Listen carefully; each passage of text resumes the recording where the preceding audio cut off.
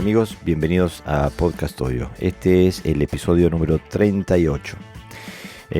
Hoy les traigo una charla con Raúl Ahumada Sensei sobre el camino del guerrero espiritual, donde vamos a hablar de los valores del karate, ¿no?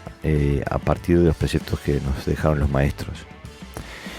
También tenemos los dojo apuntes de Gerardo Balbo Sensei. Esta vez vamos a hablar sobre los mitos marciales, especialmente hablando sobre el Taote, el golpear a la distancia y sus raíces históricas.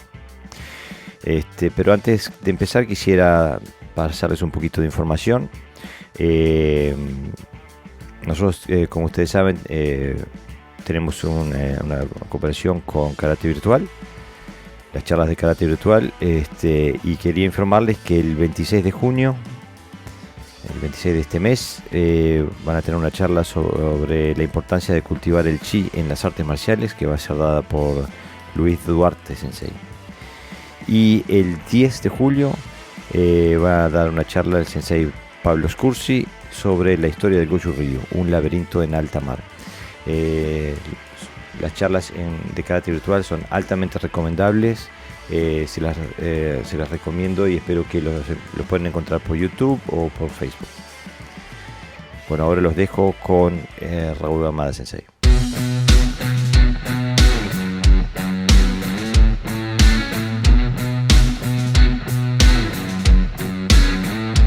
Hola amigos, bienvenidos a Podcast Dojo. Hoy estoy nuevamente con Raúl Ahumada Sensei desde Argentina y hoy tenemos un tema muy interesante, de mucho valor. Hoy el título del episodio de hoy va a ser El camino del guerrero espiritual y lo subtitulamos Hablemos de valores a partir de los preceptos de los maestros. Sensei, bienvenido a Podcast Dojo y por favor, a ver, empiece, tírese a la rueda. Bueno, hola Jorge, buenas noches para vos, buenas tardes o buenos días, según el lugar en el que se esté recibiendo esto. Decirte ya que un lugar parece obligado de nuestros encuentros tan interesantes. Y bueno, esta vez no será respecto a los libros, que creo que la gente ha recibido todo lo que se podía hablar de ellos, pero este tema de hablar de los valores, ¿no? Que es precisamente el título se refiere al camino del guerrero espiritual, porque creo que cada uno de nosotros, si empezamos a entender que no todo se concentra en la técnica, sino que también tenemos que aportarle contenido, y bueno, ahí vamos cada uno a recibir una formación en ese sentido, ¿no? Entonces yo le voy a pedir a todos los que nos vayan a escuchar que no solamente abran su mente, sino también su corazón. Es muy importante porque en realidad vamos a hablar de los preceptos de los maestros y hay que recibirlos como tales. Yo acá no puedo improvisar mucho tampoco, porque obviamente lo vamos a poner tal cual fueron dichos, ¿no? Obviamente en nuestro idioma, pero el contenido está ahí latente y nosotros tendremos que desentrañarlo, ¿no? Y me anticipo de decirte algo que me parece también muy indicativo. Yo entiendo que aprender el arte del Karate Do tiene que obligadamente atravesar tres etapas, ¿no? Y ya te voy a decir cuáles son. La de bases o quijones para conocer, la de técnica para hacer y la de valores para hacerlo con humildad. Y me refiero que en realidad cuando hablo de esto es la formación individual, no del formador, porque el formador se preocupa por aportar estas tres etapas en realidad, ¿no? Lo que pasa es que en la juventud, y ya lo habíamos dicho alguna vez, yo lo volví a traer aquí, esto de que el búho de Minerva levanta vuelo en el crepúsculo, que es una frase de Friedrich Hegel, ¿no? Que me gusta mucho, porque era esto de que es una manera de expresar, ¿no? Cómo se llega a que uno logre interpretar un momento histórico una vez que ha concluido ese momento, ¿no? Y así nos pasa siempre en la vida misma, ¿no? O sea, esa lechuza de Minerva era una diosa griega que traía los mensajes, digamos, los mortales una vez que el día había terminado. En nuestro caso sería, y lo habíamos hablado hasta de manera risueña contigo, cuando empezamos a peinar canas, ¿no? Cuando estamos en el atardecer de nuestra vida. Entonces, empezamos a recibir valores permanentemente, conjuntamente con la técnica, conjuntamente con los quijones, pero empezamos a digerirlos cuando ya tenemos esta capacidad de discernimiento que nos provee las canas, ¿no? Y no quiero con esto subestimar a ninguno de los jóvenes que nos estén escuchando. Por eso es que te decía que es muy importante que también nos escuchen con el corazón. Algo de todo va a quedar. Porque mira, y esto también trae cierta reflexión. Hichin Funakoshi, que todos sabemos es digamos, el que lleva el título del creador del karate moderno, ¿no? El fundador de Shotokan, dijo así: aquello que has aprendido escuchando las palabras de otros, lo olvidarás rápidamente. Entonces, que nosotros lo que digamos acá no sea una buena letra, una cosa linda, qué lindo escucharlo, sino que vaya dejando algún contenido. Entonces, la única manera que puede pasar eso es que nos escuchen desde otro lado, ¿no? Que nos contagiemos de ese espíritu tan interesante, que es el que todos promovemos cuando vamos al dojo, cuando concurrimos al dojo. Yo creo que entregamos un montón de estas cosas que vamos a tratar de intercambiar acá, Jorge. Así que bueno, mira, hoy me fue muy larga la introducción, espero que no nos vayamos por todo, como siempre. Estuvo genial, muchas gracias, Sensei. No. Y para eso te invito, simplemente para que abras tu corazón y tu mente y nos guíes por donde quieras llevarnos, ¿no? Bueno, yo acá lo que quiero también hablar, porque alguna vez me dijiste en las charlas anteriores, cuando me hablabas de los jóvenes que tenías en el dojo, algunos jóvenes que decían, ¿y por qué practicar? Y yo vengo a hacer karate, ¿viste? Ahí, digamos, se entiende a veces que hay algunos karatecas, ¿no? Que bueno, entran al dojo como, digamos, un medio para transpirar, guardan el karate adentro del bolso, y ahí quedó, y se terminó la historia. Y hay otros que no, otros que se preocupan por estas cosas que son trascendentes y que sobrevienen a veces con el paso del tiempo, ¿no? Pero esto no solamente tiene que ver con la edad, sino que también tiene que ver con la madurez. Y vamos a hablar de eso. ¿Cuál es la diferencia? Y lo vamos a entender, si me permite, con un ejemplo. Me gusta mucho dar ejemplos porque a veces son muy representativos. Y si vos me permitís, fíjate lo que pasa con una fruta que madura en la planta, el sabor que tiene. Una manzana, un durazno, que vos recoges maduro de una planta, ¿no? Es absolutamente distinto al sabor que tienen esas frutas que nosotros muchas veces acá, digamos, recibimos, por ejemplo, las bananas que vienen de Ecuador, normalmente ingresan a las cámaras y bueno, Okinawa mismo, vos sabés que Okinawa, por ejemplo, tiene plantaciones de ananá, ¿no? Y nunca he probado un ananá tan rico como el de ahí, pero es que naturalmente, porque la ananá que me llegan a la verdulería acá en mi país son ananá que se cortan verde en lugar de origen y maduran prácticamente en cámara o en la misma verdulería, y entonces el sabor es otro. Y esto es lo que quiero significar. Quiero significar que cuando permanecemos de alguna manera ligado a esa savia, ligado a esas raíces, entonces podemos entender lo que es la madurez y vamos a tener, si se quiere, ese sabor que es totalmente distinto, ¿no? No estoy con esto, digamos, haciendo un juicio de valor sobre las características que uno pueda, digamos, tener en cuanto a esa madurez. Pero yo entiendo que se madura con otro sabor cuando se está ligado a la savia, cuando se está ligado a las raíces, ¿no? Y esto es un poco lo que quiero significar. No todo pasa por peinar canas, también es un poco esto otro que estoy significando con esta metáfora, ¿no? Así que bueno, también vamos a mencionar, porque nos está pasando particularmente a nosotros en nuestro país, que vamos a tratar de llevar también un mensaje de esperanza, si se quiere, a todos, ¿no? Estamos en una situación bastante complicada en el mundo, con gente querida que se nos está falleciendo y bueno, entonces también el motivo de esta charla gira en torno a tratar de acercar palabras de esperanza, ¿no? Y superar esto a partir de una mirada con mayor amplitud, ¿no? Con mayor altura.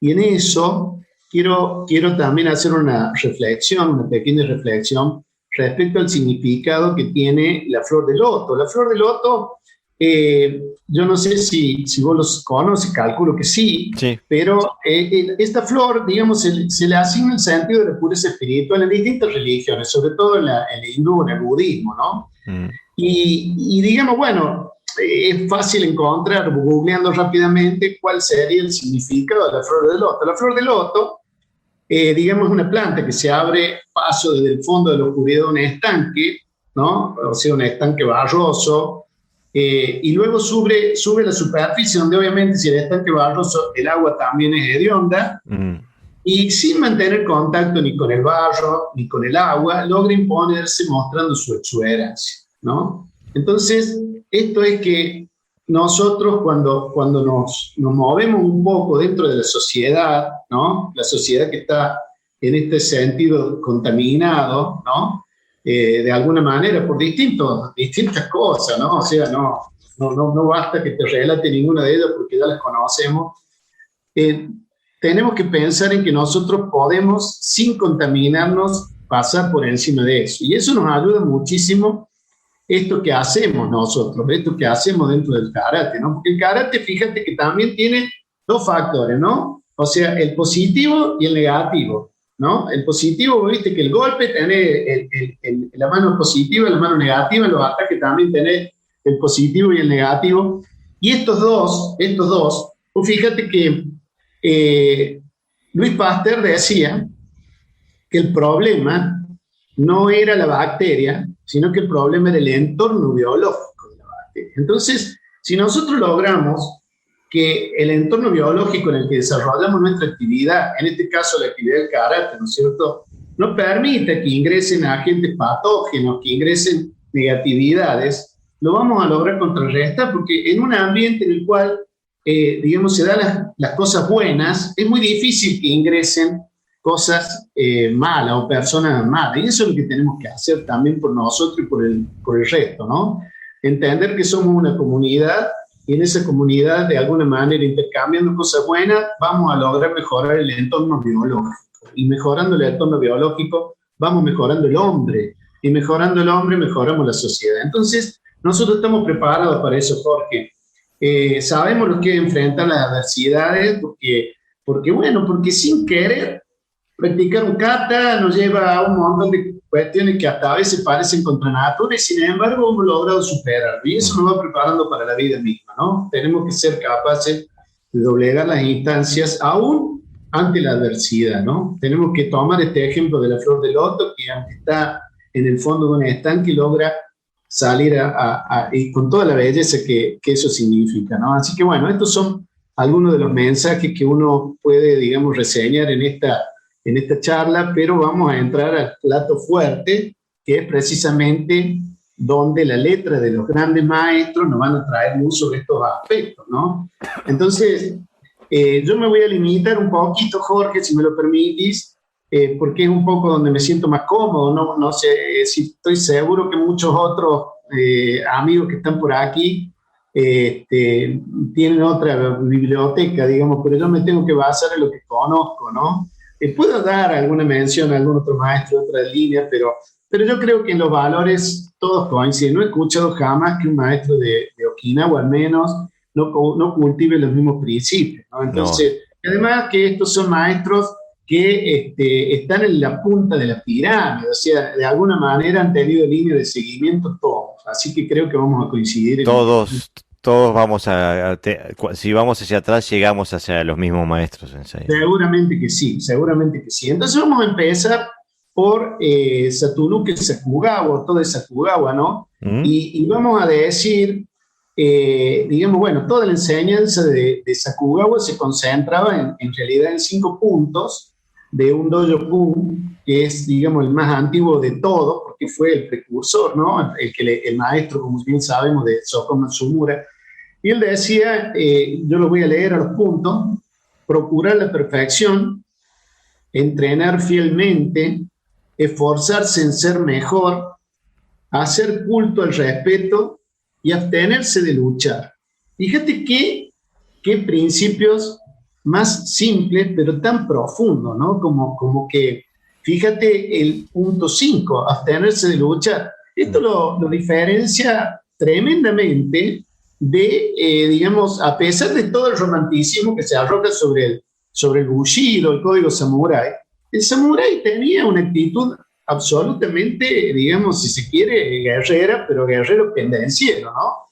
En este caso, vos fíjate dónde estaba el principio, digamos, de un maestro de Okinawa, ¿no? En abstenerse de luchar. No era, digamos, lo que mandaba, no era lo que se ponía de relieve, ¿no?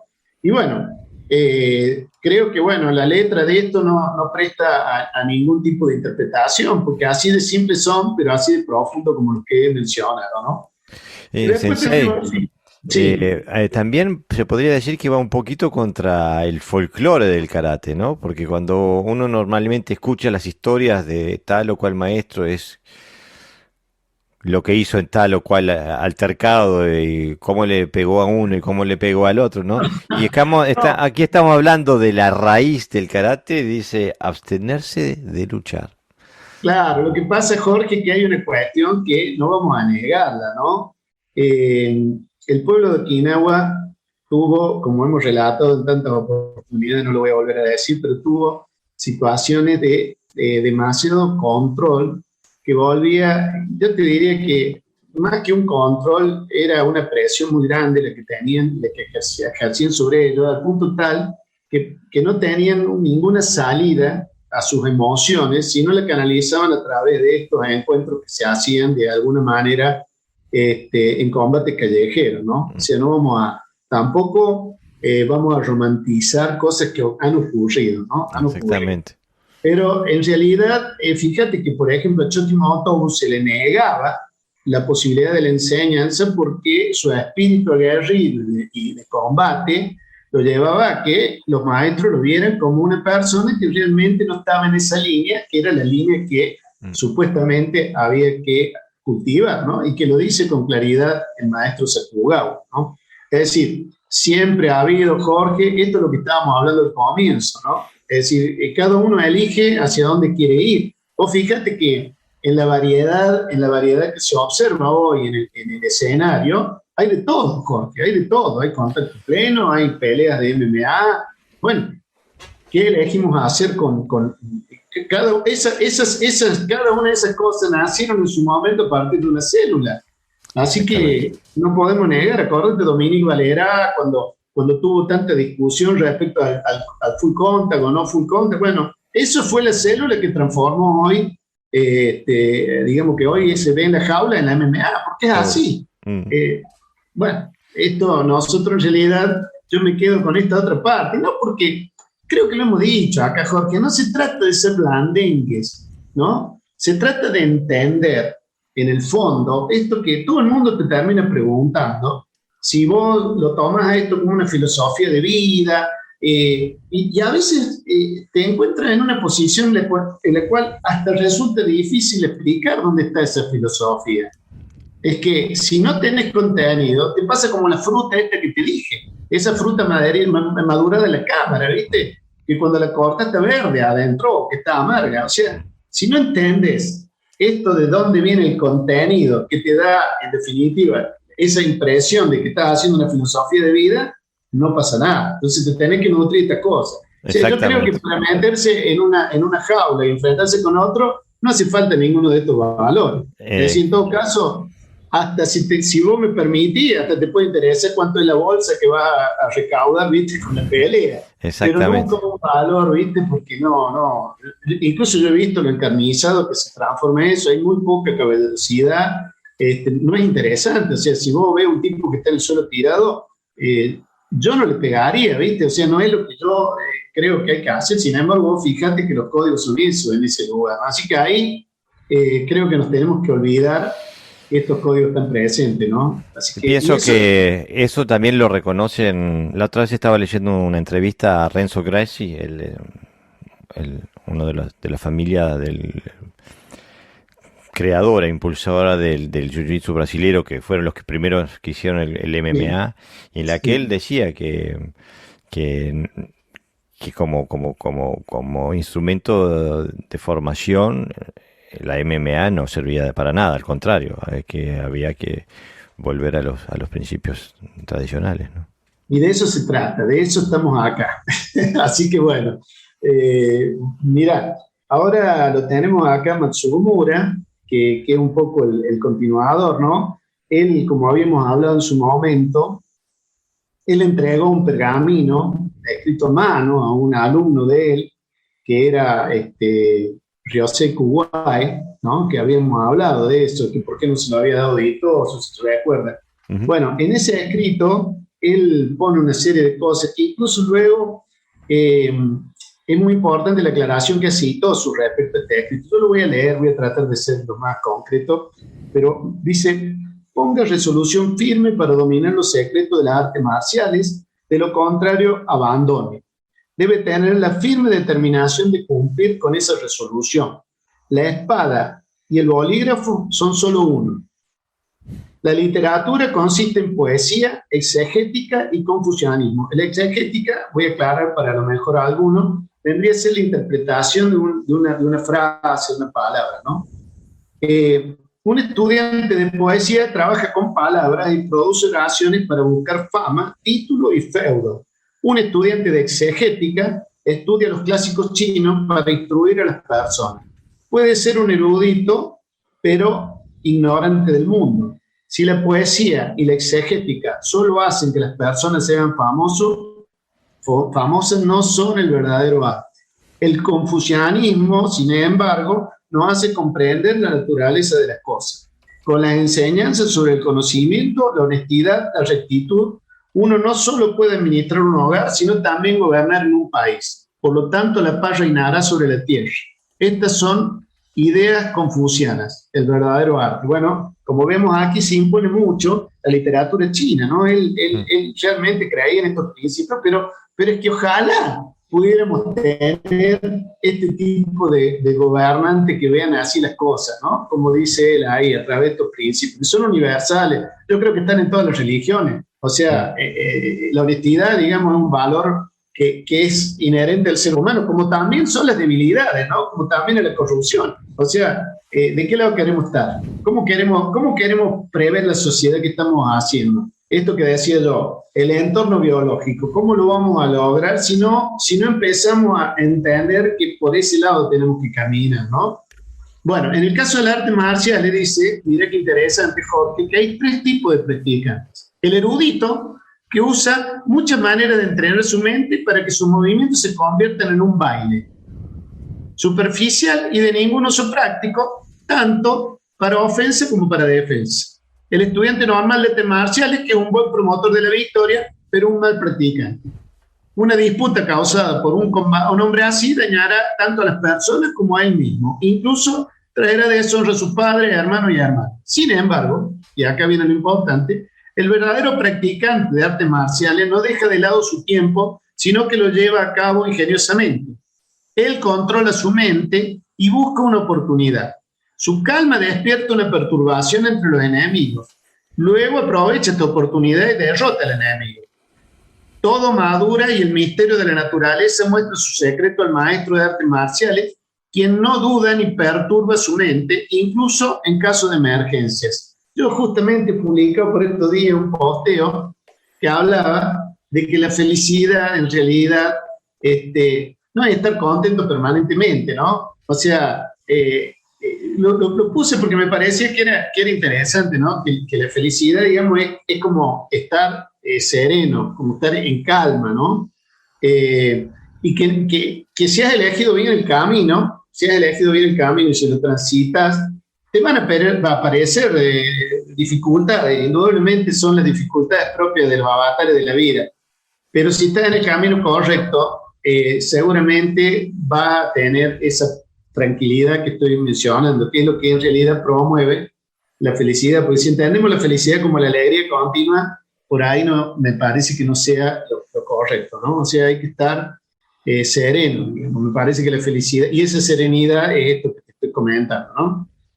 Y acá hay algo muy interesante que dice, mira, y es una frase que normalmente aparece por todos lados publicada, ¿no? El poder de un tigre y la agilidad de un águila habitan dentro de él. Esta síntesis ¿no? Del tigre y el águila, que muchas veces se lo mencionan, muchas frases por ahí desparramadas, que hacen mención a estos dos aspectos que él dice, ¿no? El poder de un tigre y la agilidad del águila. Mirá qué importante, ¿no? Si uno lo toma y se da cuenta de qué está hablando, ¿no? Y acá viene lo importante, ¿no? Que hay 7 virtudes del arte marcial, y esto, bueno, vamos a tener que a lo mejor por ahí comentar algo.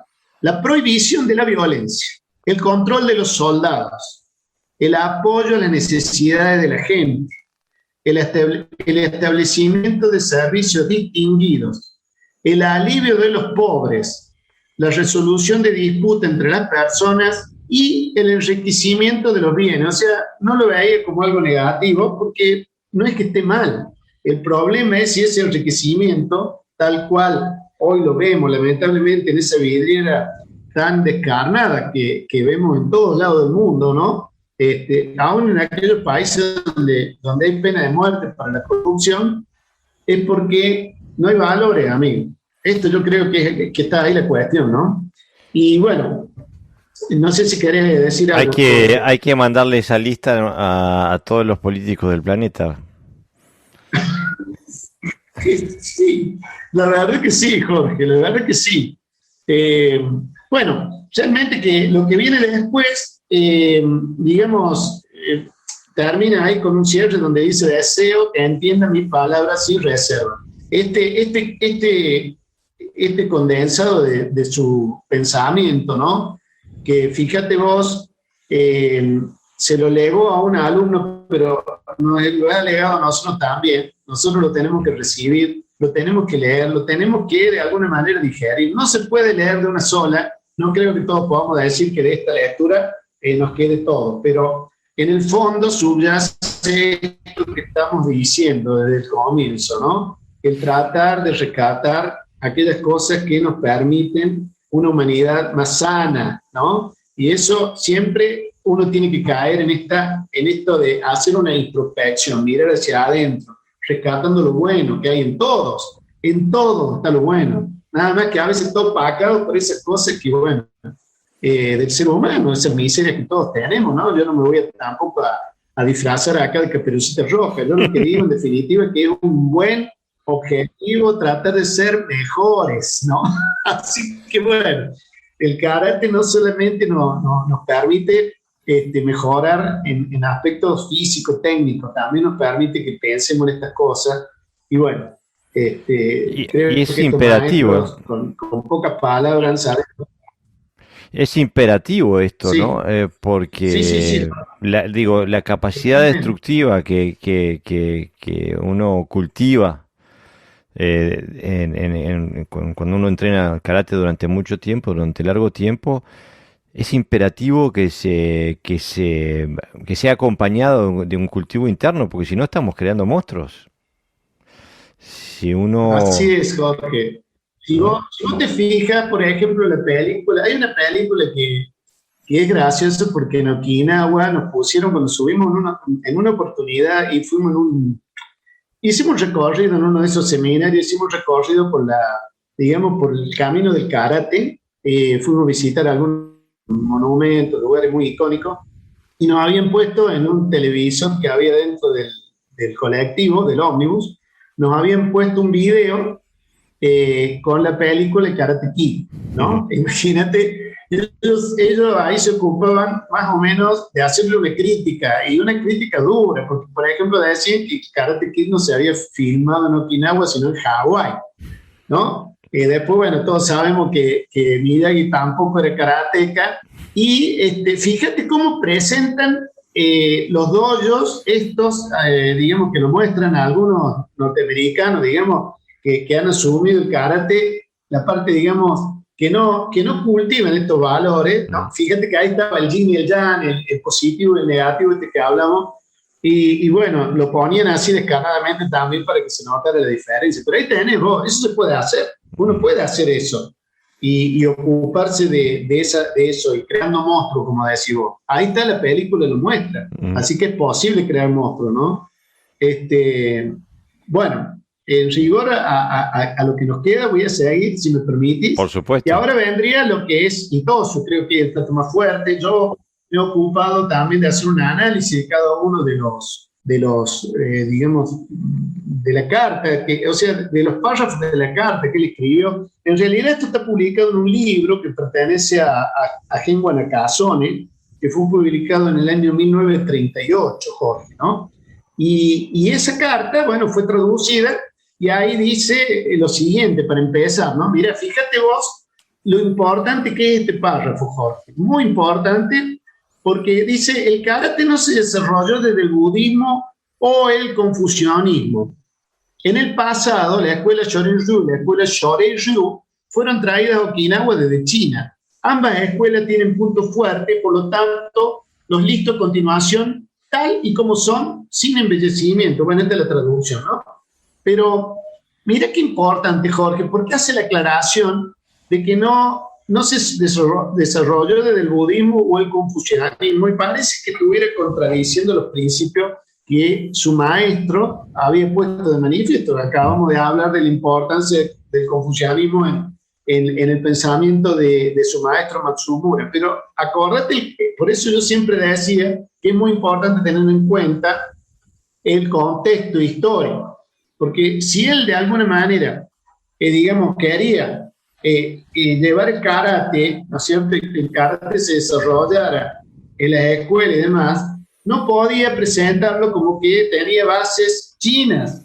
Y que incluso acordate que ellos prácticamente, cuando en el año 1879 se impone el Meiji, ¿no?, la era Meiji, ahí directamente se les cambia la religión, o sea, se pasa al sintoísmo, ¿no? Y entonces ellos que tenían raíces en el budismo, el confucianismo, se encuentran con esta situación. Y bueno, él lo aclara, ¿no? Y acá, digamos, aclara también, y esto es muy importante porque aclarar que no deriva de religiones es porque también es importante para que algunos no entiendan que el karate está relacionado con la religión, ¿no? Y esto es muy importante. Yo creo que acá lo que él dice como un preámbulo, digamos, a todo lo que va a escribir después, es que, digamos, no tiene que ver con seguimiento digamos, de ningún tipo de religión, ¿no? Esto es lo que aclaró en el cómic. No sé si me ves bien, Jorge, porque me sale un mensaje de que estábamos con una señal pobre, pero ¿qué puedo ser yo? ¿Vos me escuchás bien? ¿Está todo bien? Se corta de vez en cuando y sí, la imagen se te corta, pero estás medio trancado en este momento. El audio bien. No, el El audio, audio bien. el audio ahora Bien. no está funcionando bien. Bueno, Voy a apagar mi entonces, cámara a ver si nos da un poquito más ancho de banda, a ver. A ver si ¿me sigues? ¿Me escuchas, Sensei? ¿Me escuchas? sí, te escucho perfectamente. No, es que yo tengo acá buena señal, pero no sé, viste que esto a veces son inestables. Tenemos que enfrentarnos a estas circunstancias. Cualquier cosa avisa mejor, porque no me voy a enterar. No me voy a enterar. Perfecto, Así perfecto. que, Seguimos. bueno, seguimos. Entonces, bueno, después dice el karate, primer punto, ¿no? El karate no se practica solamente para tu propio beneficio. Puede ser utilizado para proteger a tu familia o a tu maestro. No está ideado para ser utilizado contra un solo asaltante, sino, en lugar de eso, como una forma de evitar ser herido, utilizando las manos y los pies si en alguna ocasión tuviésemos que hacer frente a un villano rufián. Esto tiene que ver con lo que muchas veces, viste, Ichi Funakoshi dice que en karate no se empieza con un ataque, pero que Itosu en realidad le había transmitido esto. No lo dijo con esas palabras, pero está en su principio, ¿no? Yo creo que Hichin Funakoshi lo toma como un principio y luego lo termina publicando, ¿no? Que el karate no empieza con un ataque, pero está en la letra de lo que decía el maestro Itosu. Pero para No, mí lo que dice ahí el maestro Itosu también es esencial, porque incluso lo que está diciendo ahí, que el karate tampoco es para pelear. por No eso, es, eso es. no es para pararse delante del otro a pelear a trompada. Es para Así es. defenderse. Así es, así es. Que el karate no está ideado para ser utilizado contra un solo asaltante. Se Exactamente. refiere que el karate no era para pelea, como decimos, sino que en lugar de eso era para autoprotección civil. O sea que, lo que funciona bien en una de las áreas, no necesariamente funciona bien en la otra. O sea, Exactamente, Sensei. Tosu evidentemente entendía la diferencia y marcó eso en el primer precepto, ¿no? Y además, por ejemplo, ¿no? Al estudiar el kata, que es un registro del arte, que todo se está describiendo, resulta necesario asegurarse de entender que el kata fue creado para almacenar métodos para autoprotección civil. Esto es muy importante, porque cuando la gente ve el kata desde una perspectiva de pelea o combate, cuando malinterpreta su naturaleza y por consiguiente se arriba a conclusiones incorrectas. Esto es muy importante, Jorge, hay una diferencia abismal entre ver que los movimientos los vamos a utilizar para atacar o que lo vamos a utilizar de una perspectiva de la autoprotección. Y ahí Exactamente. hay dos puntos de vista totalmente distintos, ¿no? Así que me parece que este punto es muy importante para cerrar eso. Eh, bueno, sí, eso se nota también en la interpretación que se le da al Bukai. Fíjate vos qué importante, porque por ahí algunos, digamos, muestran algo en el Bukai, pero están perdiendo de vista este principio. Entonces, mira qué bueno esto, haberlo leído, porque también va a traer a luz muchos de los que nos están escuchando, ¿no? Bueno, de ahí verán luego si lo pueden aplicar o no, pero realmente ese era el concepto, ¿no? Después tenemos el segundo precepto, dice, el propósito del karate es hacer los músculos y los huesos duros como la roca y utilizar las manos y las piernas como lanzas. Si los niños empezaran a entrenar con naturalidad de la destreza militar mientras están en la escuela elemental, entonces serían idóneos para el servicio militar. Recuerden las palabras atribuidas al duque de Wellington tras derrotar a Napoleón. La batalla de hoy se ganó en los campos de juego de nuestras escuelas. Bueno, acá hay lo que está, digamos, diciendo en definitiva, o citando esta frase que se atribuye a Wellington. Aparentemente no es que haya utilizado esa palabra de Wellington, pero por lo que he podido leer, no porque sea muy entendido en esto, pero parece que no le dijo él, sino que en realidad aparentemente fue el conde de Montalembert el que atribuyó esta palabra, ¿no? Le atribuyó esta palabra, pero parece que no las había dicho, pero no tiene importancia, esto habla de que era un hombre erudito, y esto es lo que hay que rescatar, ¿no? O sea, fíjate que estamos hablando de un hombre formado en una cultura totalmente distinta, con una manera distinta de lectura, y sin embargo conocía esto de, de lo que pasaba con el duque de Wellington, ¿no? Entonces, imagínate, esto da claramente de que era un erudito y no hay ya ninguna duda al respecto, un hombre que leía y se formaba en distintos tipos de literatura, ¿no? Así que bueno, después dice el tercer precepto, el karate no puede aprenderse rápidamente. Como un toro que se mueve despacio, al final viajará 1000 leguas. Si uno entrena diligentemente durante 1 o 2 horas al día, en 3 o 4 años verá su cambio en el físico. Aquellos que entrenan de esta manera descubrirán los principios profundos del karate. Entonces, no hay método acelerado de karate, Jorge, no hay método Suzuki que aprenda karate en 3 meses, no existe. No existe. Entonces, si eso pasa en este lado, digamos, porque en Japón todo te queda claro que todo tiene su tiempo, lo hemos dicho ya en alguna otra charla, no quiero volver sobre lo mismo, pero realmente donde queremos rapidez, velocidad, no tenemos que meternos porque el karate requiere esto que decíamos, madurez. Y eso solamente... Yo pienso sí. que es una enseñanza de vida eso, porque en realidad eso describe a toda actividad profunda humana. Si se quiere obtener profundidad en algo, no existe la vía rápida, ¿no? Y todo es así, allá en Japón es así todo. Vos, por ejemplo, sos aprendiz de cocina, vos tenés tu senpai, tenés tu sensei, y vos ya sabes que tenés que entrar pelando papa y de ahí te dejarán que le pongas sal al guiso, ¿viste? Pero realmente es así, Jorge. Y nosotros no, nosotros queremos los caminos cortos, ¿viste? Y bueno, eh, no, Pero la no. maestría está ahí. Hace unos años leí una entrevista con Luciano Pavarotti. Ajá, Y entonces la periodista, una mujer, le preguntaba, pero señor Luciano, ¿usted practica todos los días? Dice, sí, yo practico 7, 8 horas todos los días. Dice, claro, ¿y por qué? Si usted no practica un día, ¿qué pasa? Dice, bueno, no pasa nada, usted no lo va a escuchar. Los expertos tampoco, pero yo sí, dice. claro, Y si no entreno 2 días, usted no lo va a escuchar, pero los expertos sí. Dice, claro, y si no entreno 3 días, entonces usted también lo va a escuchar, dice. claro. ¿No? Hablando de la necesidad el continuo estudio, la continua Es que práctica, ¿no? estamos en una sociedad de resultados nada más, Jorge. O Mm. sea, que la sociedad lamentablemente se ve inmersa en publicidad, propaganda, si se quiere, que muestra el resultado, ¿viste? Y no el proceso para llegar a ese resultado. Claro, O sea, nos encanta a los que les gusta el fútbol ver cómo hace goles Messi, nos ven el entrenamiento que hace, ¿me entendés? En ese camino. Indudablemente todo tiene esa dosis de esfuerzo, pero nadie lo quiere hacer. Y acá en karate vos te das cuenta que si no haces ese esfuerzo no lo conseguís.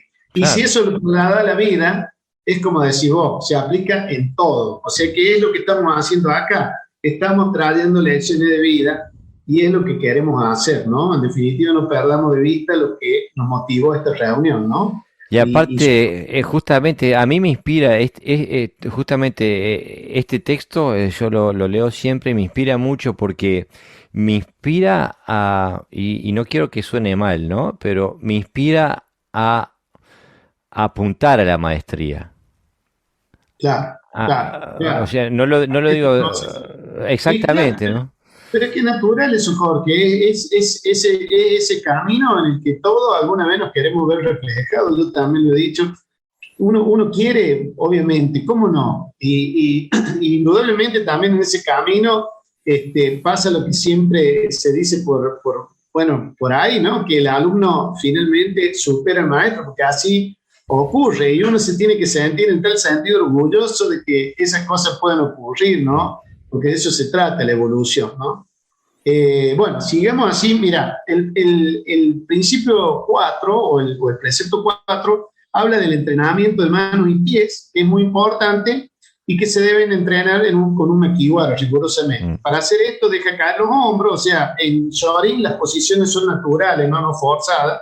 Entonces abre los pulmones, acumula tu fuerza, agarra del suelo con los pies, concentra tu energía en el bajo abdomen, el tándem, ¿no? Mm. Y practico utilizando cada brazo de 100 a 200 veces cada día. Esto es lo que él proponía para la fortaleza. ¿Te acuerdas que hablábamos de que rompía tallo de bambú apretándolo entre los dedos? O sea, estábamos hablando de una persona que se entrenaba, ¿no? Y esto es porque él anima a la manera de entrenar el material de impacto. O sea, si nosotros pensamos que esas son las herramientas de impacto, tienen que estar bien entrenadas, ¿no?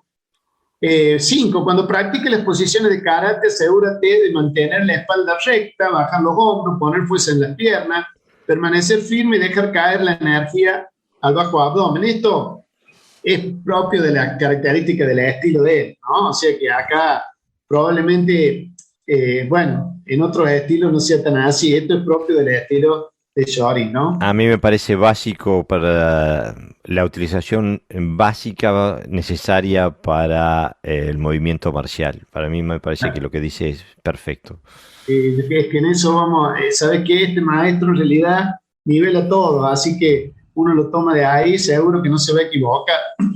Después tenemos el punto 6, dice, practica cada técnica de karate repetidamente, aprende bien las aplicaciones de cada técnica y decide cuándo y de qué manera aplicarlas cuando sea necesario.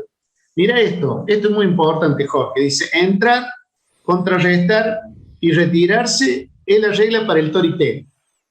Y él propone que el estudiar Bunkai, o sea, cuando dice aplica bien, aprende bien las aplicaciones de cada técnica y explorar personalmente el uso del Bunkai, bueno, indudablemente se puede aprender sin Bunkai, sí se puede aprender sin Bunkai, pero eh, lo que dice es que debemos decidir cuándo y cómo deberían ser aplicadas las técnicas. Entonces, esta parte de entrar, contrarrestar, retirarse, hace referencia al forcejeo. Y se utilizan los círculos de karate para hacer referencia al aspecto lucha, forcejeo del arte original. O sea, torite es también un antiguo nombre de jiu-jitsu y fue utilizado en el sentido de algunos escritos de Jigoro Kano. La regla de Itosu de entrar, contrarrestar y retirarse pareciera ser que aconseja el antiforcejeo, es decir, cuando te agarren no puedes huir de inmediato de la escena, así que entra, haz daño y entonces sal de ahí. Esta sería digamos, la explicación de esto de entrar, ¿no? O sea, es como no nos retiramos de pronto, pero nos retiramos únicamente, digamos, aplicando una técnica, ¿no? Aplicamos la técnica para podernos retirar. Ese sería un poco el concepto detrás de este precepto, ¿no? Pero es un consejo de autoprotección civil, un consejo sensato de la autoprotección civil, ¿no? Y que está relacionado con el precepto 1 que habíamos mencionado, ¿no? Esto de que si vamos a entrar en un forcejeo, lo hagamos solamente para poder aplicar una técnica y salir. Bueno, después el precepto 7, a ver, debe decidir si el karate es para tu salud o para ayudar en tu deber. Esto en realidad es para la salud o para el uso práctico del karate, ¿no? Está marcando la diferencia entre la versión de karate para niños, tal vez, que es orientado a la salud, y el arte original combatiendo, ¿no? O sea, porque bueno, para insertarlo en la escuela, acuérdate que tuvo que hacer todos los cambios que... Entonces, puede ser que se haya referido a eso en este principio, el principio 7. Bueno, ya nos quedan poquitos, estamos al punto 8, o el precepto 8. Acá habla del entrenamiento, dice, hazlo como si estuviera en el campo de batalla, tus ojos deberían brillar, los hombros dejarse caer, el cuerpo endurecerse, vuelve a reiterar las posiciones naturales. Deberías entrenar siempre con intensidad y espíritu como si estuvieras realmente enfrentándote al enemigo y de esta forma estarás naturalmente preparado. O sea, de nuevo, entrenar intensamente, enérgicamente, es una de las claves de la tradición del karate. Creo que todos lo entendemos de esa manera, ¿no? Pero, muy importante, esa intensidad no solamente tiene que ser física, sino que también tiene que ser mental. Hay que preparar la mente, ¿no? Y esto es muy importante. Bueno, el punto 9, si consumes tu fuerza en exceso en el entrenamiento, esto hará que pierda la energía de tu bajo abdomen y será perjudicial para tu cuerpo. Tu cara y tus ojos se volverán rojos, sé cuidadoso para controlar tu entrenamiento. O sea, no hay que cometer exceso, hay que entrenar inteligentemente, digamos lo que promueve él en este punto, ¿no? Y ya termino. El punto 10 dice que en el pasado muchos maestros de karate han disfrutado largas vidas. El karate ayuda a desarrollar huesos y músculo, ayuda a la digestión, así como la circulación. Bueno, yo creo también coincido con este principio, ¿no? Este principio que en realidad lo hemos dicho acá, Jorge, y lo volvemos a reiterar, porque por ahí hay muchos jóvenes que, digamos, tienen su cuerpo por ahora, digamos, protegido por esta biología, pero si hacen exceso, no hay reemplazo por la articulación, mejor dicho, hay reemplazo postizo, digamos, o sea, prótesis, pero la articulación que se rompió, y no hay articulación, digamos, para Superman, ¿no? Entonces, cuidar las articulaciones, cuidar el hombro, cuidar el codo, cuidar el cuerpo si queremos hacer karate siempre. Entonces hay que entrenar de alguna manera inteligentemente, ¿no? Así, yo tengo lamentablemente muchos ejemplos de caderas que han sido reemplazadas, de rodillas muchísimas lesiones por no entrenar. Así que bueno, y acá habla después finalmente, ¿no es cierto?, de que bueno, de esta manera se podría insertar y él auspicia que el karate sería una gran contribución incluso al servicio militar, sí, por eso esto lo hace como una serie de preceptos, ¿no es cierto?, que apuntalaban su postura de insertar el karate en la escuela. Y esto lo escribió en el año 1908, ¿no? Y bueno, es un documento histórico incuestionable, ¿no? Y yo creo que uno de los más importantes. Y todos deberíamos tenerlo más o menos presente, ¿no? Y siempre volvemos sobre lo mismo, Jorge, ¿no? O sea, entrenar diligentemente, hacerlo como una defensa, no como un objetivo, digamos, de lucha, de batalla, de nada por el estilo. O sea, pero eso no quiere decir que no entrenemos duramente. Y eso también, digamos, que promueve que entrenemos el cuerpo y la mente, es para todas estas cosas que estamos intercambiando acá. O sea, de nada te sirve entrenar, digamos, si no lo concentras de alguna manera en valores, en cosas que provengan de otro tipo digamos, de principio, ¿no? No solamente lo físico, ¿no? O sea Creo que tenemos que que tratar de... todos los preceptos que pone Itosu Sensei están profundamente imbuidos de un gran respeto a la vida propia, al físico propio, a la salud, a la longevidad, a un carácter para toda la vida, pero también a la vida de los que están alrededor de uno, de cómo protegerlos, de cómo ser un ser humano de servicio, ¿no? De que seas, Bueno, ahí Jorge, vos sos docente, o sea, vos sos sensei y tenés gente que está formando, y me encanta escucharte decir esto, pero también se lo vamos a trasladar a todos los amigos que nos están escuchando y que también tienen esa responsabilidad y esa obligación, ¿no?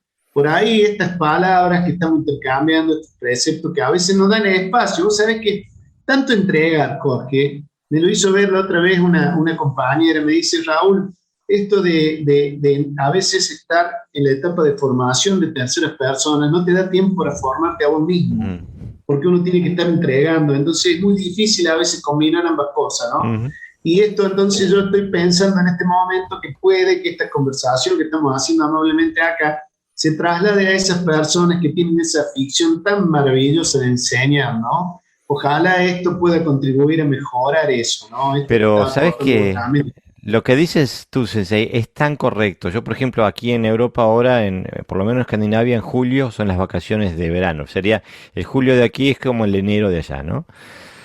Sí. Y yo no veo la hora que llegue julio para leer. Porque en mi vida diaria yo leo miles y miles y miles de páginas por mes.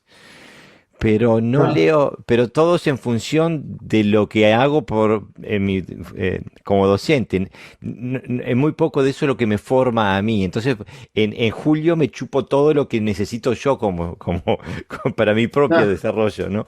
Es lo que te estaba diciendo, Sí, Jorge. Yo me doy cuenta de eso. De la tarea docente, además de ser tan noble, ¿no? Te involucran tanta dedicación que perdés de vista la dedicación en vos mismo muchas veces, exactamente. ¿no? Y que tenés que sacar tiempo a veces donde no tenés. Vos también tenés una vida, tenés que atender tus obligaciones laborales, de familia, de abuelo y de esas cosas. Y eso les pasa a todos. Yo estoy seguro que acá hay muchos que se van a ver reflejados en estas palabras que vos decís. Así que con este humilde aporte que estamos haciendo, yo estoy seguro y convencido que estamos haciendo una buena obra hacia esas personas que seguro nos están escuchando con el corazón como le habíamos pedido, ¿no? Y bueno, vamos a entrar un poquito, ya nos queda poco, vamos a entrar a Chivana, a Shibana Ciencia Sensei, Chivana. Yo he otro rescatado histórico. Chivana Ciencia. Yo he rescatado en el año 57, le hicieron un reportaje en el Okinawa Times, ¿no? Y ahí, si bien no son preceptos, pero da su opinión, y yo creo que tendremos que también valorarla porque es auténtico, ¿no? Yo cada vez que leo estas cosas, Jorge, me emociono porque me parece que lo estoy escuchando directamente de su fuente, ¿no? Hay que entender que es así, que ellos no están presentes físicamente, pero mira las cosas que nos han dejado, Jorge, ¿no? Tan interesante. Mira lo que dice acá.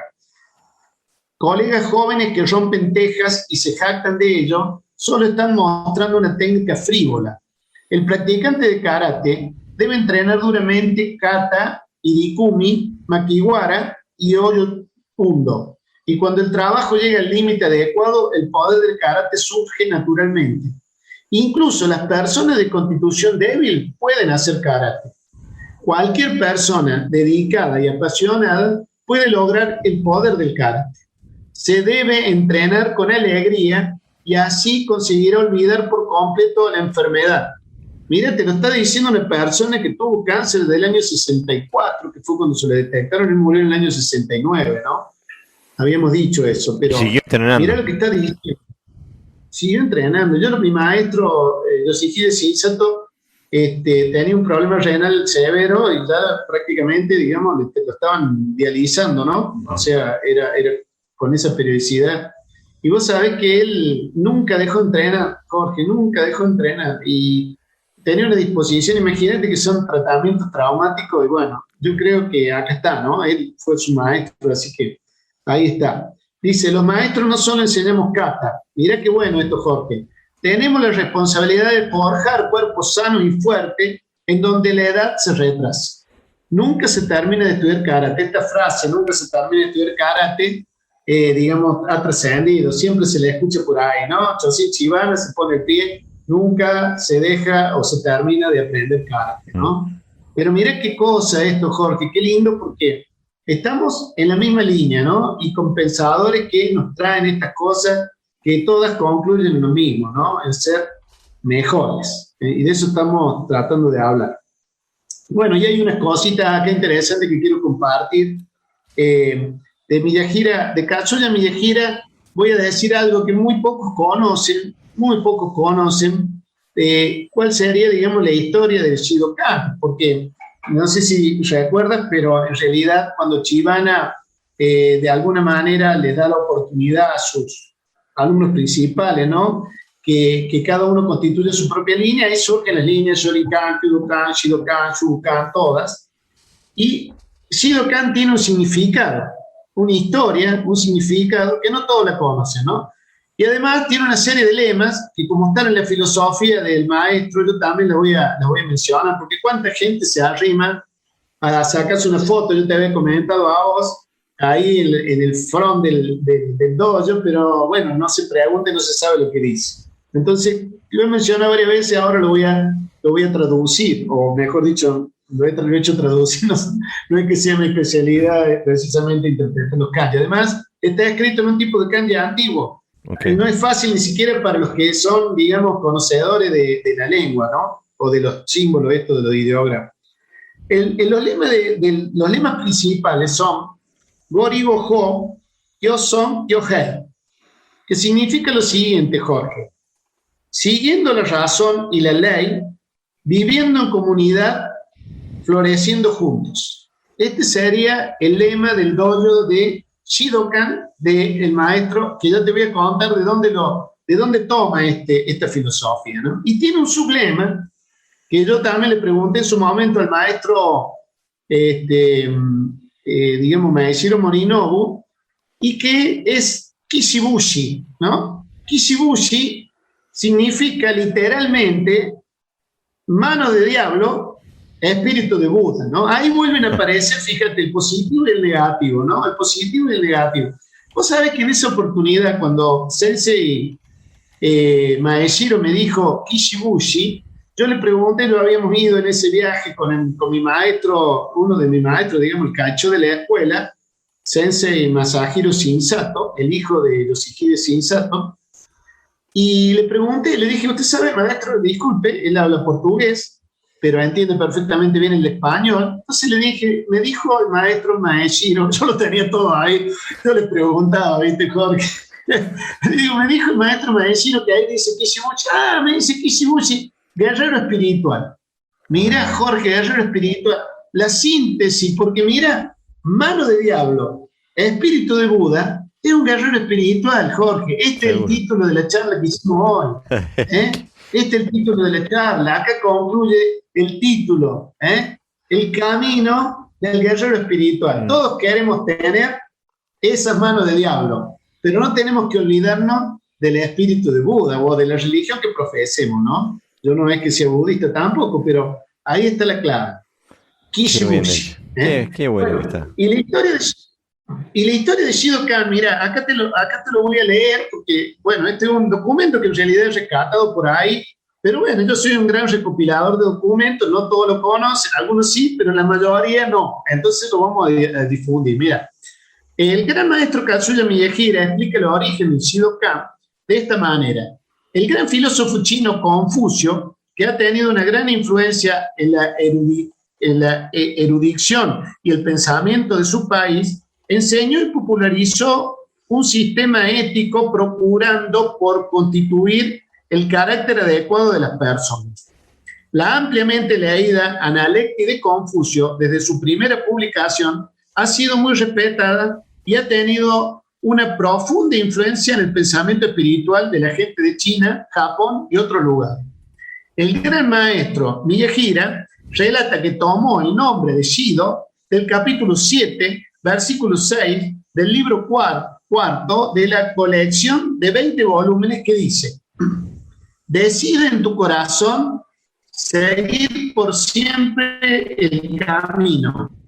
Mantente cerca del sol de la virtud y no te desvíes. Confía en el poder de la benevolencia para obtener apoyo. Disfruta de estas habilidades.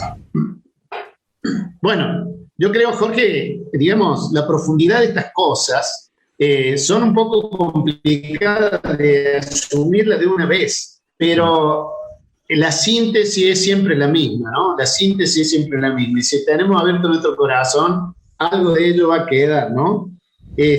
Bueno, y yo quisiera, por respeto también a la memoria de mi maestro, si me permitís, por supuesto, enseñar también cuáles fueron sus principios que en realidad forman el dojo Pum de nuestra escuela, ¿no?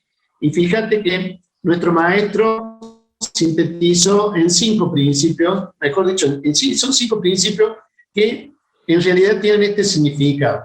Todos, hitots quiere decir principal, todos van antecedidos, digamos, de la palabra hitots. Yo ya no voy a leer eso, simplemente voy a leer los principios, pero a nosotros, digamos, cada uno de esos principios son principales. El primero de ellos es reiki, que es cortesía. El segundo es shisei, que quiere decir sinceridad. El tercero es doryoku, que significa esfuerzo. El cuarto, seikinin, que significa responsabilidad. Y el quinto, mira qué lindo Jorge, el quinto es meiro, que significa alegría. Esto de el maestro que fue Chivana, ¿no? Que dijo, se debe entrenar con alegría. Ahí está. Lo tomó como un precepto de nuestra escuela, ¿no? Y la verdad que tratamos de hacerlo de esa manera. No sé si lo logramos, pero por lo menos, si vamos asumiendo que esos son los principios, creo que vamos a lograr, digamos, el resultado que se espera, que nuestros maestros esperaban, ¿no? Pero bueno, Jorge, acá yo no tengo más nada que decir, solamente, digamos, cerrar un poco esta conversación tan linda. Y bueno, creo que ha sido un aporte muy bueno. Fue genial. Aparte, creo que, como tú decías al principio, la única forma de obtener madurez es establecer la conexión a la raíz, ¿no? Y esta es la raíz. Hay que estar con esto, hay que tenerlo en la mente, hay que tenerlo en el corazón, hay que estudiarlo, hay que pensarlo, hay que charlarlo y hay que aplicarlo. A fin de cuentas, ¿no? Hay que aplicar. El conocimiento solo no sirve, la acción es lo que vale. Y creo que aquí tenemos una guía para actuar. Mejor, imposible. Yo creo que sí, ya profundizar en cada uno de estos preceptos corre por cuenta de cada uno de nosotros, ¿no? Pero creo que la síntesis ha sido eso, convocar a todos a esta reunión para poder definitivamente hablar de valores, tener en cuenta cuáles son los preceptos de nuestro maestro y procurar un poquito el camino del guerrero espiritual. Si querés, ya con esto cerramos la charla de hoy. Muchas gracias, Sensei. Seguimos trabajando, ¿eh? Por favor, por supuesto, Jorge, siempre vamos a tener tema en esta cosa tan apasionante, ¿no? Como siempre, saludarte amablemente y a todos los que tuvieron la paciencia y seguramente han estado complacidos escuchando tanto como nosotros acá charlando, ¿no? Así que un abrazo grande a la distancia, Jorge. Un abrazo, Sensei.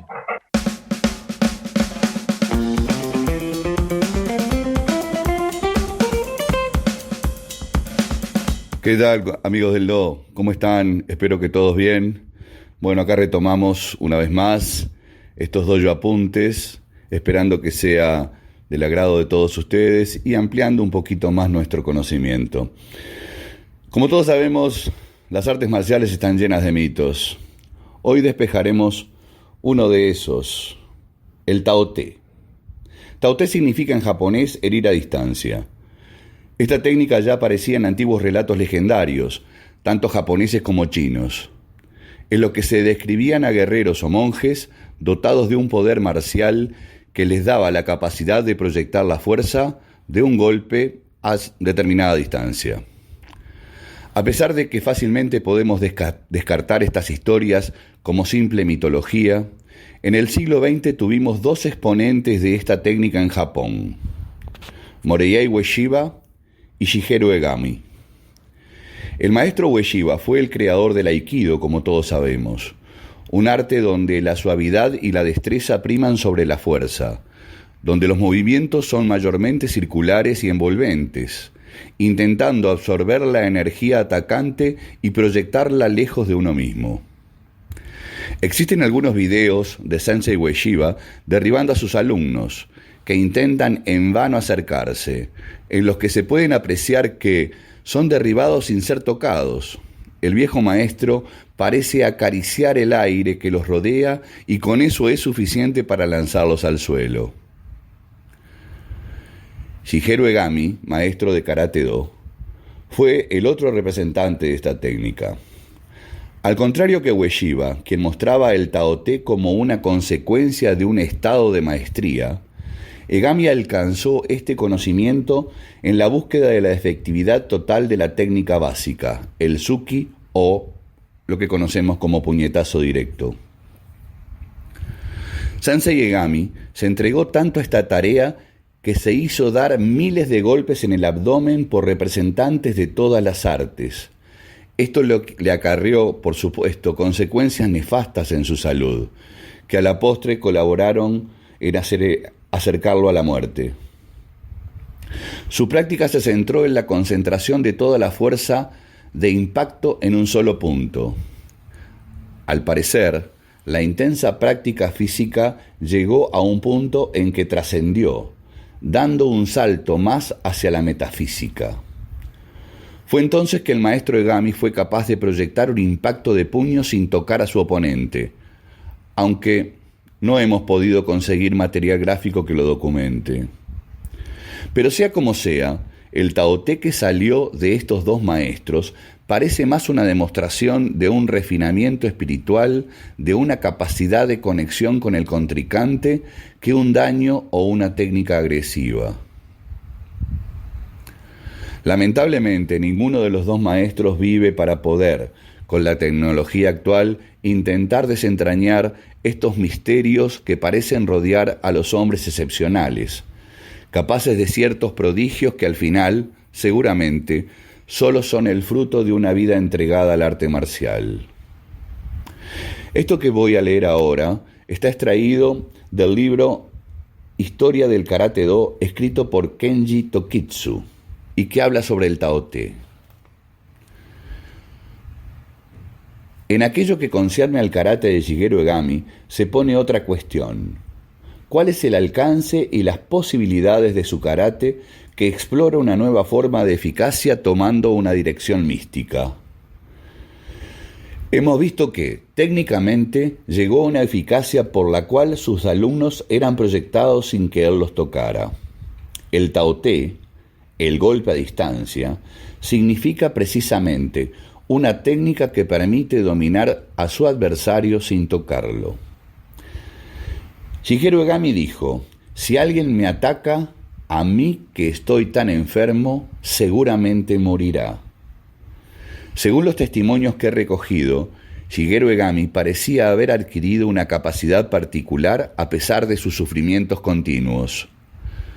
Las personas que me han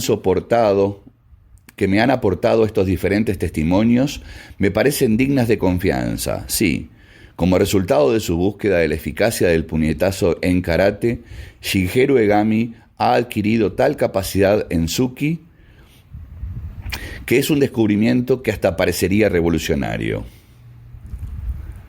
El puñetazo Suki es una técnica que da un impacto tocando el cuerpo del adversario, transmitiéndole una energía a partir del lugar donde se lo toca. La preocupación de Shigeru Egami era, en un principio, buscar cómo concentrar la fuerza al movimiento del impacto. Si llegaba a proyectar esta fuerza a partir de una posición alejada y sin tocar el cuerpo del adversario, Hay que decir que es la forma de Zuki de más alto nivel que podemos imaginar. Ahora bien, ¿en qué medida la técnica del Tao Te es eficaz? Esta pregunta no tiene respuesta hoy en día, ya que Shigeru Egami lamentablemente murió. La técnica de Tao Te se muestra a menudo en las demostraciones de Shintaido, que prolongan la idea de la práctica de Egami. Apuntaremos que el karate de Shigeru Egami es practicado hoy en día por los grupos de Shotokai y los de Shintaido, que es la nueva vía del cuerpo. Pero pienso que lo que se ve hoy en día de Shintaido no tiene la misma calidad que la técnica de Shigeru Egami. Si se trata de la misma cosa, es más un fenómeno psicopatológico que una técnica. Hiroyuki Aoki, quien actualmente dirige el Shintaido, analizó el fenómeno del Tao Te de Shintaido de la manera siguiente. Durante las sesiones de entrenamiento ejercitamos en algunos movimientos de cadencias relativamente simples. Sumergíos en la repetición de estos movimientos con el cuerpo relajado, hasta el agotamiento. Obtendréis entonces la sensación que vuestro cuerpo se ha vuelto como las algas del fondo del mar, que responden a los mismos movimientos de las corrientes de agua. Estos ejercicios aspiran a suprimir provisionalmente las órdenes voluntarias, percepciones y acciones del cuerpo para dejarlo invadir por sensaciones de un nivel más arcaico. Se podría decir que en vosotros la parte consciente está agotada, mientras que otra parte más espontánea, cercana al registro emocional, predomina. En esta situación, la agudeza intuitiva aumenta y la sensibilidad está más abierta a los estímulos venidos de otros. Si os ejercitáis entonces sujetando las manos de un compañero, podrás sentir los más mínimos movimientos. Continuando estos ejercicios empezaréis a sentir, a través del contacto sutil de las manos, los movimientos de la voluntad del compañero. La sensación importante es la de una fusión con el compañero. Cuando os sentís con aquellos que están con vosotros, cara a vosotros, alrededor de vosotros, la sensación de estar profundamente juntos, vuestro cuerpo reaccionará reflejando sus más mínimas intenciones. Visto desde el exterior, pareceréis en trance y se podría decir que efectivamente lo estáis. Cultivando la sensación de comunicación interpersonal, energética, en estas condiciones, podréis desarrollar una agudeza particular que os permitirá captar la presencia del otro, sus movimientos primero, después sus intenciones. En este espacio interpersonal hipersensible construido sobre una confianza recíproca, un compañero podrá responder de una manera dinámica a una intención del otro. Cuando los dos compañeros se alejan algunos metros, si uno hace un movimiento con el pensamiento de fusionarse con el otro, efectuando una extensión voluntaria y espontánea de su cuerpo en su espíritu, el otro, hipersensible, reaccionará como si hubiera sido golpeado por una energía invisible y será proyectado hacia atrás. Pero contrariamente a la impresión del espectador, aquel se verá proyectado, si será proyectado, no sentirá el dolor que sentiría si fuera golpeado efectivamente con un puñetazo. Al contrario, sentirá la fuerte sensación satisfactoria de efectuar un encuentro y una fusión energética importante. De alguna manera, tendrá la impresión de haber recibido una descarga eléctrica. No agresiva, envolviendo todo su cuerpo, estimulando un punto central de él. Esta experiencia despertará sensaciones diferentes de aquellas a las que estamos acostumbrados. Durante el entrenamiento, una persona puede así aprender a liberar un nivel de energía vital que cotidianamente está controlado. Cuando, por estos ejercicios y por estas experiencias, consigue eliminar estas presiones, puede probar una sensación de estar completamente nuevo. Así, estas experiencias pueden ayudar a aquellos que sufren ciertos malestares de origen psicosomático a recobrar la salud, haciendo circular mejor la energía y permitiéndoles liberarse de diferentes tensiones. He aquí presentado sumariamente mi análisis del proceso del Tao Te. Visto desde el exterior, la situación parece la de una persona que se hace proyectar recibiendo un golpe, pero debemos comprender que no se trata de un golpe similar al que se lanza en el combate de las artes marciales. Es parecido el estado de ánimo, pero no las consecuencias, ya que en el combate los dos adversarios están en oposición. Su energía combativa se hace daño e interfiere con la del otro, mientras que en el Tao Te los dos compañeros están en armonía y buscan los dos fundirse con la energía del otro. En combate, si uno de los adversarios es proyectado tan violentamente como en Tao Te, recibiendo un golpe efectivo, tiene el riesgo de ser herido de gravedad o incluso de morir. Mientras que en Tao Te, aquel que ha sido proyectado se sentiría bien tras la recepción, algo como el efecto del tratamiento radical de bienestar. Pienso que la expresión Tao Te está mal escogida, ya que esta palabra significa herir a distancia. Evoca la energía de un puñetazo lanzado como un disparo de pistola. Por esto, los practicantes serios de las artes marciales han querido comprender este fenómeno y aprender esta técnica. Algunos proponen un desafío, hasta ahora sin respuesta, para comprobar la validez de esta técnica. Acordándonos de la trayectoria encarnizada de Shigeru Egami en su búsqueda de la eficacia del Tsuki, si hubiera encontrado este fenómeno en su juventud, habría sido de los primeros en querer probarlo para verificar su eficacia. Según el proceso analizado aquí, es evidente que la situación de combate y la del Tao Te son diferentes. Constatamos en los métodos de Shintaido la repetición de gestos simples hasta el agotamiento que permite limitar los efectos de la conciencia, la desaparición de algunos malestares, la hipersensibilización a la presencia de otros.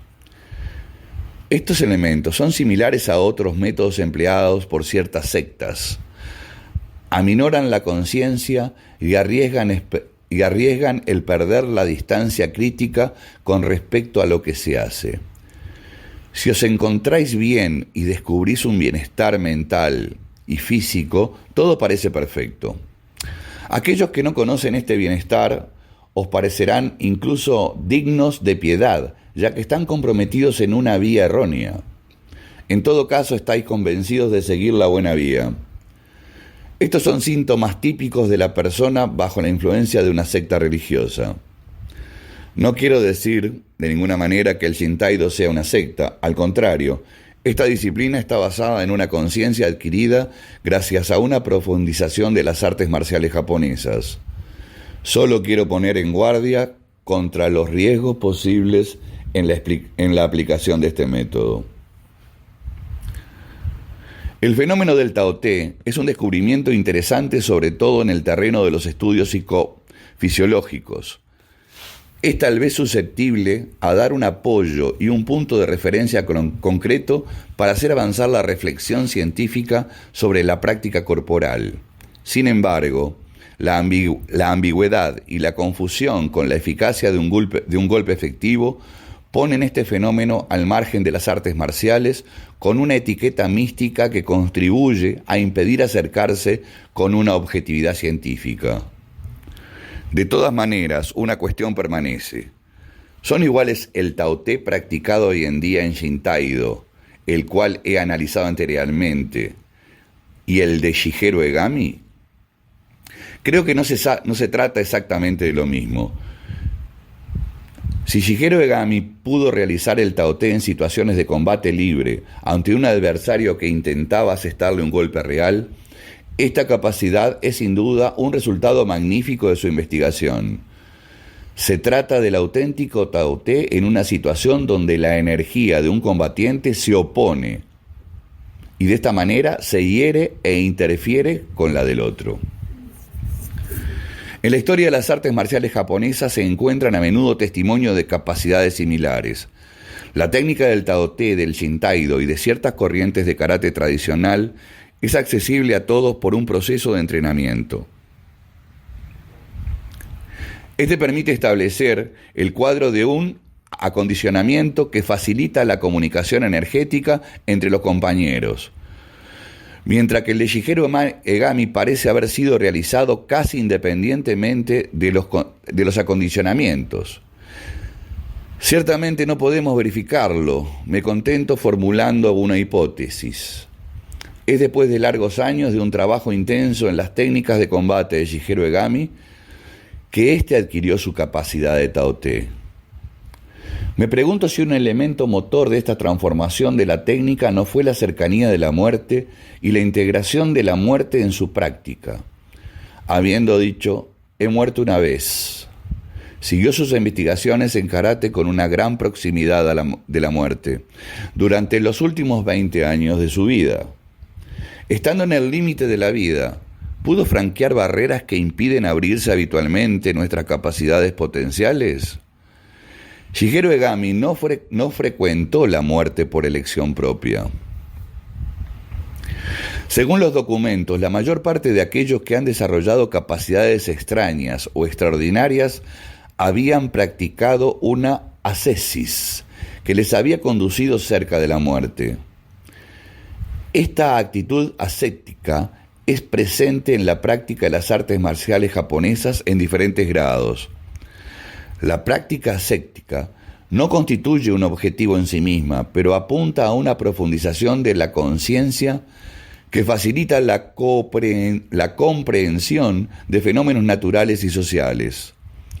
La tradición japonesa de las artes marciales valora esta práctica, pues está asociada al pensamiento budista de la profundización de uno mismo, dirigido hacia la apertura de la vía universal. La adquisición de una capacidad técnica importante está considerada como un signo concreto del avance en esta vía y de la progresión de la personalidad. Por esto la búsqueda de eficacia va acompañada espontáneamente de una ética. Aquí sale a la luz el pensamiento dialéctico japonés sobre el cuerpo y el espíritu, profundizando en la cualidad y la capacidad técnica por el cuerpo, es que podemos alzar nuestro nivel espiritual y recíprocamente. Pero el trabajo sobre el espíritu pasa por el cuerpo.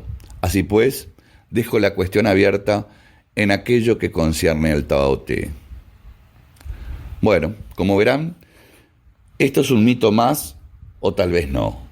Ustedes decidan. Nos vemos en el próximo Dojo Apuntes. Abrazo grande, cuídense mucho.